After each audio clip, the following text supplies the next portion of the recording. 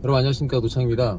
제가 오늘 페이스북이나 그 링크드인 같은 제 SNS 뭐 인스타그램에도 제가 데일리 프로스펙팅 카드라고 해서 제가 오늘 글을 올렸습니다. 글 내용은 그런 거예요. 왜 제가 그런 카드를 만들어 가지고 제 영업 에이전트들한테 내일 회의할 때 나눠주려고 하는가, 그 내용인데요. 저는 이제 부동산은 철저하게 통계적으로 수익을 내는 성실한 직업이라고 생각을 하지, 뭐 이렇게 수수료 크니까 뭐 한탕주의로 1년에 빌딩 한두 개만 팔면 되지, 실제로 그 한두 개 팔기도 힘들어요. 한두 개 팔면 되지, 뭐 이렇게 생각하는 그런 안일한 우운에 매달리는 것 같은 그런 애매모호한 그런 직업이 전 아니라고 생각해요.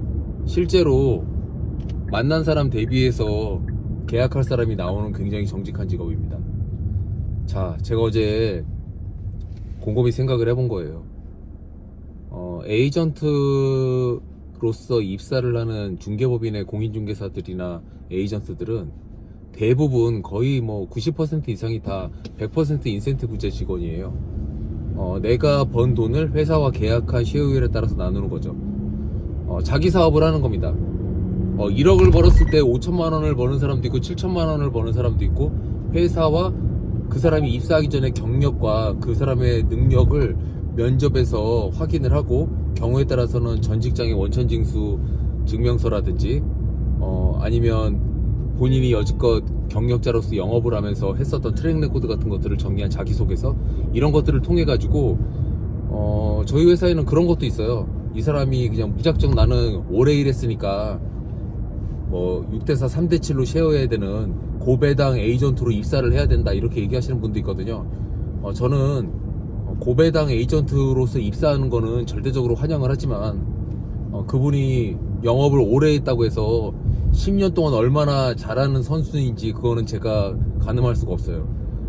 왜냐면 제가 이미 아는 사람이라면 상관이 없지만, 이 일은 오래 했다고 해가지고 잘하는 직업이 아니에요. 단시일 내에도 뭐 엄청난 프로페셔널이 될 수는 없지만, 밥을 먹고 살기에는 반년이라도 충분히 자기가 어느 정도의 기량을 갖출 수 있고, 그 시간을 단축하기 위해서는 결과적으로는 영업량을 늘리면 충분히 단축할 수 있다고 믿기 때문에. 그래서 다시 돌아가서 말씀드리면, 제가 내일 저희 중개법인 회의를 할 때 데일리 프로스펙팅 카드라는 걸 나눠 드릴 거예요. 제가 신입일 때는 제 위에 팀장이나 사수가 하루에 식빵하지 않으면 퇴근하지 못하게 했었어요.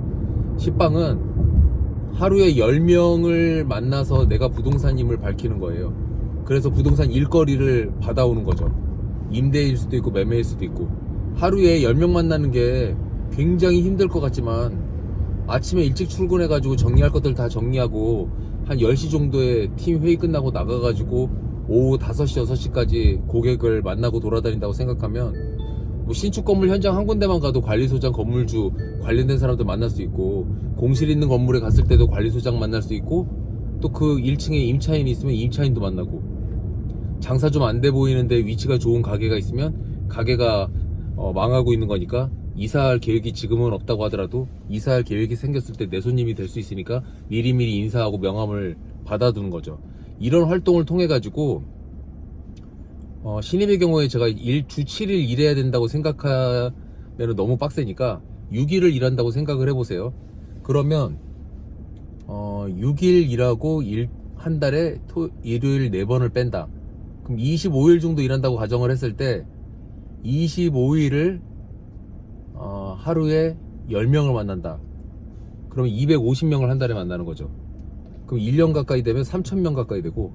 근데 저는 요즘 시대에 뭐 식빵하라고 하면 사람들 다 개거품이라고 하면 너무 과하구나. 거품 물고 쓰러집니다. 그리고 회사에서 견디기도 힘들어요. 뭘 그렇게 즐기고 살려고 그러는지 모르겠지만, 27, 8살 뭐 갖춰지지도 않고 영업도 하나도 못하는데도 불구하고 워라밸은 꼭 지킵니다. 그래서 뭐 놀 거는 다 놀고 일하겠다고 생각하기 때문에 뭐 말릴 수가 없어요. 그래서 제가 뭐 나 때는 뭐 이런 거는 뭐 그래봐야 뭐 저보고 병신이라는 소리밖에 안 나니까, 저는 그래도 하루에 5명은 만나라. 전화 포함해서 콜드콜 포함. 저는 부동산 일을 처음 시작해가지고 몇 달 안 된 사람인데 전화 콜드콜 포함해가지고 고객 신규 접촉량이 하루에 5건이 안 된다? 그러면 그건 이제 워라벨이고 무슨 뭐 시대착오고 뭐 이런 거 뭐 클래식 하다고 저한테 얘기하는 사람도 있는데 뭐 그딴 소리 전부 다 집어치우고 무조건 영업은 망합니다. 그래서 일주일에 매일 5명씩 해가지고 일주일에 6일 일한다고 가정을 했을 때 한 주에 30명 만나면 1년 계산하면 한 1,400명 정도 만날 수 있어요.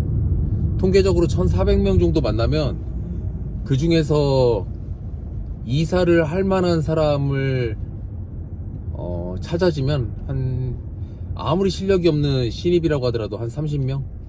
그 중에 계약이 5-6건이 이루어진다고 하더라도 그 사람이 1년차 에이전트라고 했을 때 굶어 죽진 않을 거예요. 왜냐? 제가 지금 하고 있는 일이나 제 부하 직원들이 대부분 다 원룸이나 뭐 투룸, 오피스텔 이런 거 중개하는 게 아니라 상업용 부동산으로 빌딩 임대차를 하고 있기 때문에 이 중개하시는 분들은 그걸 잘 모르세요. 테란노 대로변에 있는 빌딩 같은 것들 중개는 솔직히 일반 공인중개사들이 할 수도 있지만 하려면 공부를 굉장히 많이 해야 되고 그 공부를 어느 학원이나 이런 데서 가르쳐 주는 데가 없습니다. 그래서 어디서 진입해서 그 일을 배우냐인데 참 답답한 거는 되게 잘 가르쳐 줄 수 있는 사람이 제가 뭐 자아자찬이 아니라 제가 굉장히 잘 가르쳐 줄 수 있는 사람인데도 불구하고 선뜻 배우려고 나서는 사람들이 많진 않아요. 자발적으로 강제로 이제 제 팀원이 되거나 이런 사람들은 제가 억지로 시켜야 되니까 그런 분들은 억지로 시키는 와중에 버티지 못하거나 버티면 돈을 벌거나 그렇게 해왔어요.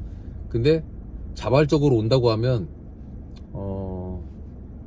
그 돈은 벌고 싶어도 푸시는 당하기 싫은 사람들이 많기 때문에 내가 과연 일주일에 30명씩 만나는 거를 못 만났을 때 저 노창이한테 견뎌낼 수 있을까 약간 이런 생각도 하기 때문에 뭐 막상 같이 일 못하는 거죠. 저도 그런 사람 필요가 없고요. 그래서 다시 돌아가서 말씀드리면 1,400명을 만나는 그 과정에서 자연스러운 파밍도 되고 고객도 확보되고 일로서 굉장히 많은 그런 숙련도를 단시일 내에 만들어낼 수 있기 때문에 뭐 1년이라고 하면 너무 길잖아요. 지금 5월달인데 12월까지 열심히 해서 1,400명까지는 아니더라도 한 900명 정도 내가 신규 고객 접촉을 가져가서 신입이긴 하지만 크리스마스가 됐을 때 계약도 하고 돈도 벌고 충분히 1년에 뭐 1억 5천 벌고 싶으면 6개월 열심히 일했을 때 7천만 원 못 벌겠어요? 저는 왜 이렇게 단언코 말씀드리냐면 제가 가리킨 수천 명의 에이전트들 중에서 고소득을 내는 사람들은 입사해가지고 한 달 차, 2달 차에 이미 그 사람이 하는 행동만 봐도 제가 그 사람이 고소득을 낼 사람이지 아무리 뭐 1년이고 2년이고 부동산 일을 한다고 하더라도 입에 풀칠도 못할 사람인지 바로 알 수 있어요. 왜냐면 첫날부터 하는 행동이 달라요. 내준 숙제를 해오는 것도 다르고. 그래서 실질적으로는 여러분들께서 어떤 각오를 가지고 부동산 일을 하시라고 저는 이제 유튜브에서 말씀드리는 거고, 내일 제가 만든 데일리 프로스펙팅 카드를 직원들한테 나눠주면서 일주일에 한 번씩 금요일날 영업회의 할 때마다 만난 사람 기록을 다 가지고 와라, 그렇게 이야기를 할 겁니다. 싫겠죠. 근데 보통 한 2-3주 정도 해보고 2-3주 정도 해보면 일주일에 30명 만나는 거니까 2주만 하더라도 60명, 한 달이면 100명이 넘잖아요. 통계적으로 모르는 사람 100명 정도 만나가지고 이사할 건지 빌딩 살 건지 이렇게 물어보면 그 중에 5-6명 정도는 관심을 보이고 계약 확률로 따졌을 때는 1명 정도는 계약할 사람 찾을 수도 있어요. 거기서 이제 그 1명이라고 하는 그 A급 고객, 그 A급 고객이 발생시킬 수 있는 수수료는 100만원도 아니고 1000만원도 아니에요. 훨씬 많아요. 그래서 생각보다 할만한 일이다. 그리고 막연히 고객을 만났을 때 거절당할까봐 두려워하는데요.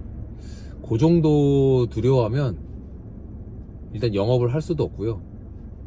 고객 만나가지고 이사할 건지 얘기하고 내 건물로 이사하라고 어떤 제안서 만들어서 그 제안서를 설명드리러 가고 요런 거 정도를 못한다 그러면